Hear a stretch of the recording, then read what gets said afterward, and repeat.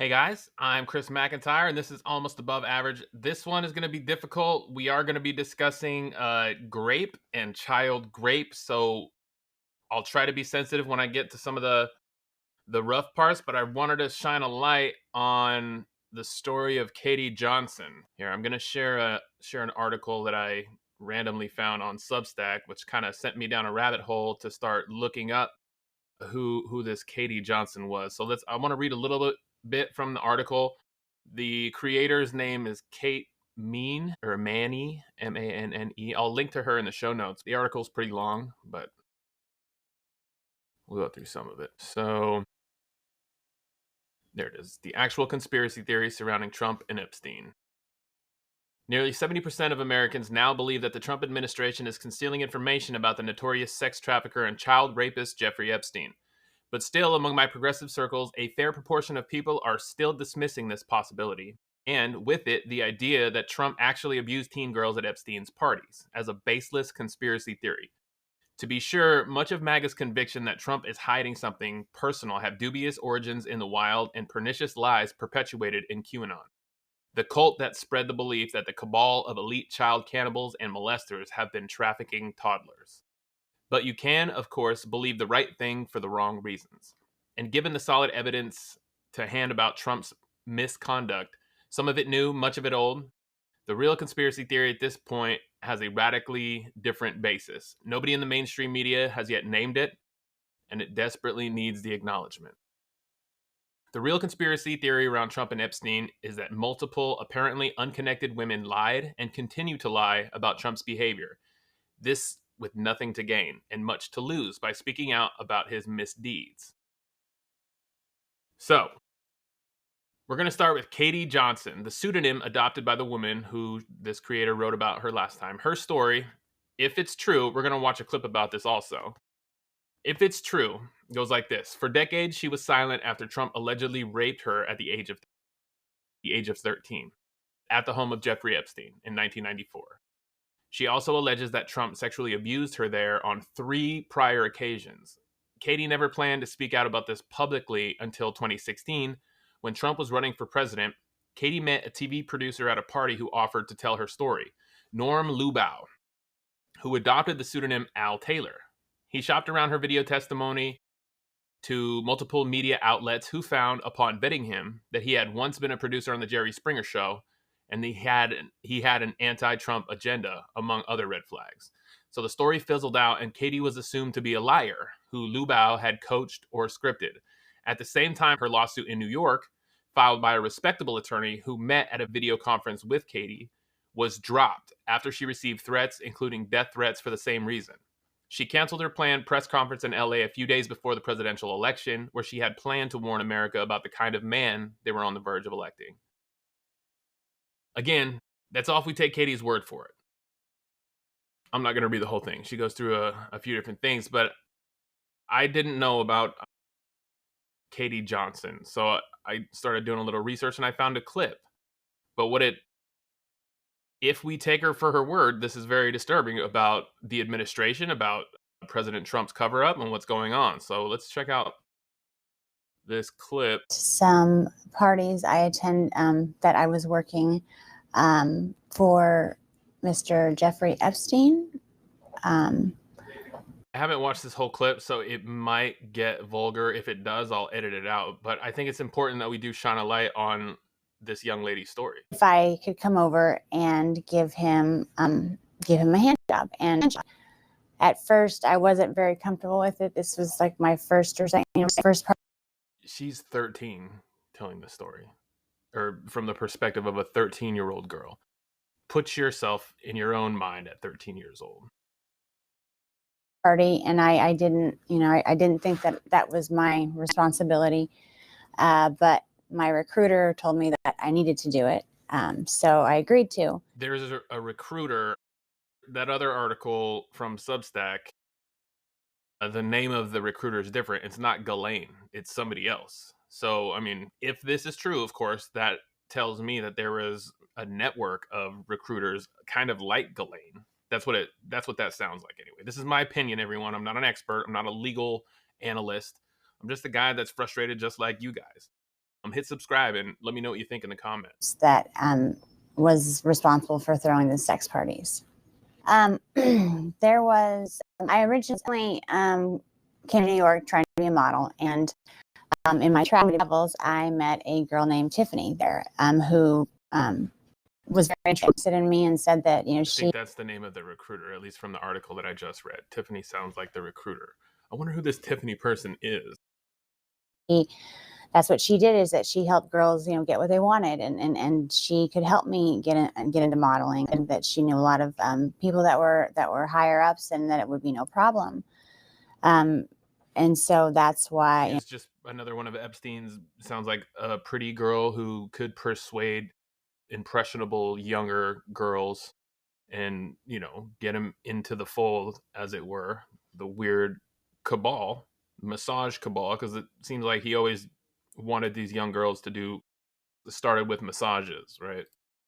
but I would just basically have to come model at a couple. It seemed to me like we were all very young. So, okay. Jeffrey Epstein knew And that. that tracks, right? We've heard the public statements from Trump. There's that one specific one where he's like, Jeffrey Epstein likes younger girls, or he's rumored to like younger girls, or they're on the younger side, or something to that effect. Like, that tracks with what she's saying. And there's another recording of Donald Trump where he's asked if he has an age limit, and he's like, no. Well, I mean, he kind of fumbles and he's like, well, I'm not going to be with like a 12-year-old. And the statement basically kind of says, like, I guess his age limit is 12, which is pretty disgusting. The only reason I'm saying that is kind of illustrate his mind state when he's talking about Epstein, about younger girls. You've heard what he said about Ivanka, about his own daughter. Disgusting. Basically slip himself inside of me, and I pushed him away, and I said, I'm because at that point in time I still believed that there was models, and then there was the video affidavit. This is the on the record testimony. 13, and I believe that Tiffany told him he seemed to take a liking to me because I was I was so young, and I was also a virgin. So her perspective, the victim perspective, is that Donald Trump liked her because of her youth. That just speaks to character. I wore that wig, and Donald Trump had specifically asked about me because I remind him of his daughter, and she said, well, she's 13 as well. Did you guys hear that? Donald Trump liked this girl, Katie Johnson, and it sounds like a sexual manner because she looked or reminded him of his own daughter, Ivanka. That is disgusting. So he knew the first time that he saw me, but he took a liking to me because I look like his daughter. And the reason I'm coming out now is when it happened originally, I just wanted to forget. It was another massage, and it was basically like, it wasn't sex, but there was penetration, and I told him that I didn't want that. The MAGA side has tried to discredit this person, and it seems like they've done a pretty successful job, because I haven't heard about her. I just stumbled upon that article on Substack, but they've done a pretty good job at pushing this out of the limelight. That's why I'm trying to put it back in, because if the story is true, she sounds like she's being sincere. Like, my judgment of that, it seems sincere. What do you guys think? Let me know in the comments. And I felt that kind of held him responsible. My inclination is that has happened to a slew of other women. So my question is, I understand the courage it takes to come out and the reasons why you wouldn't want to, but there's got to be thousands of stories like this from these parties, from Epstein and Trump. Where are the other women coming out? I know you're afraid, but I think this is the time to share those stories, shine some light on it. We can see all the shady behavior that's going on. We can hear the stories. The only thing that's going to make anything change is if we get enough of the country to believe you guys. I did receive money to go to these parties. After every party, I was paid by Mr. Epstein.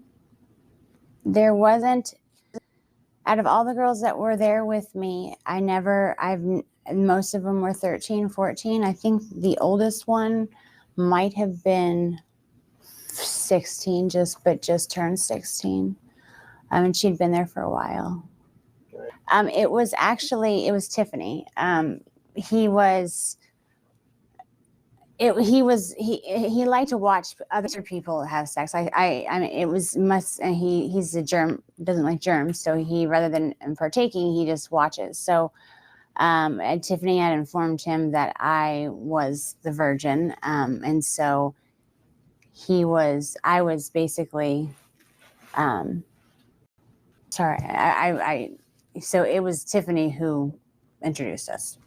Hey, does anyone know who this Tiffany person is? I haven't heard her name yet. Let me know in the comments if you guys have an idea of who this Tiffany. It sounds like she was the recruiter, like a Ghislaine type person in her life. But let me know. Second time that I saw Mr. Trump was same scenario. He was onlooking at an orgy, and Tiffany came over to me and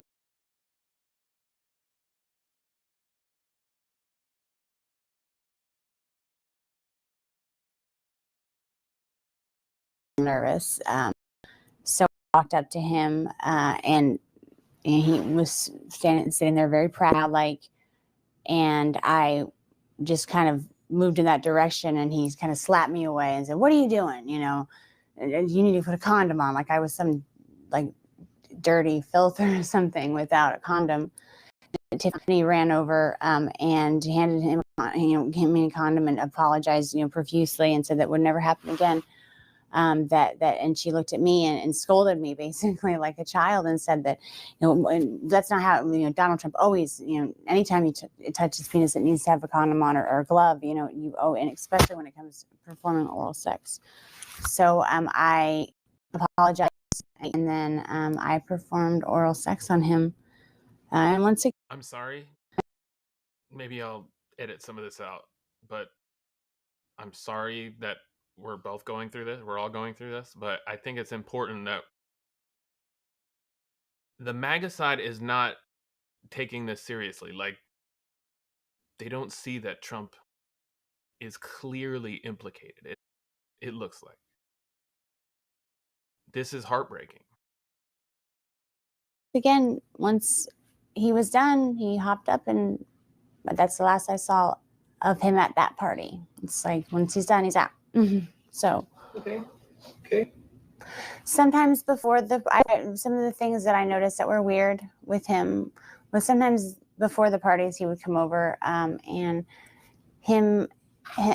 Jeffrey Epstein and himself would kind of banter back and forth, and he was Donald Trump was very racist. He said a lot of racist things. Like there was a lot of comments towards Mr. Epstein about being Jewish, and called him a Jew bastard, so that he was cheap. And there was some words I didn't even understand. Something about his the shape of his penis being directly related to his mole, or I'm not too familiar with the Jewish traditions, so, but I'm pretty sure that whatever he was saying wasn't very nice. Also referred to people of Hispanic or Hispanic name, they called them spics. That was around the first time that the World Trade Center had gotten the bombed in the 90s. And he was talking about the towel heads and how we would just be better off if we didn't let him in, or basically got rid of every single one that tracks. He's hated Muslims since the early 90s. Remember the Muslim ban? Was already here, and I felt it made me really uncomfortable, really, really uncomfortable. He also loved to call Black people niggers, and Arabic people he called sand niggers.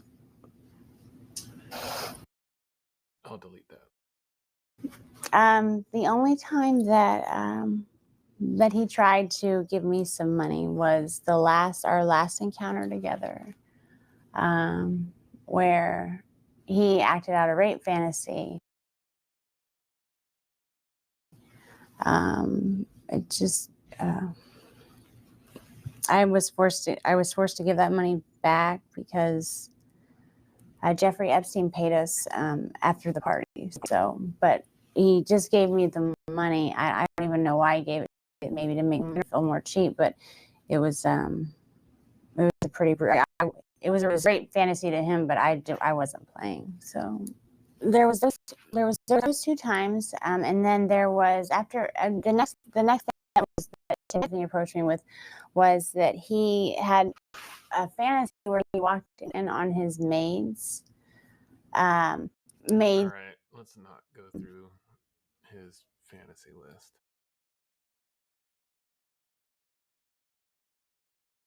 I'm struggling right now thinking about sharing this. I think I'll have to edit a lot of that stuff out. But it's important. These victims are real people, and there's so many more. Wasn't there thousands reported in this client list? And we've only heard the stories of a couple. Virginia Giuffre, rest in peace, sadly had committed suicide. But you know, there's got to be so many more victims out there that have similar stories, I'm sure. But another reason why I wanted to put this out there is because you can see Donald Trump's behavior throughout all of time. His statements that he's made publicly. He has always been in the same vein of liking younger women, just like Jeffrey Epstein. He said that publicly about a bunch of gross things about his daughter. Look that up. And if you can still trust that man with our country, what the hell are we doing? He's ordering everyone to hide it, and everyone is doing it. Kash Patel, Pam Bondi, they're all carrying water for this cover up of a child molester. 2 child molesters. Anyway, sorry, I'm frustrated, but I did want to share that with you. Please hit subscribe. Let me know what you think in the comments. I'm Chris McIntyre, and this is Almost Above Average. Peace.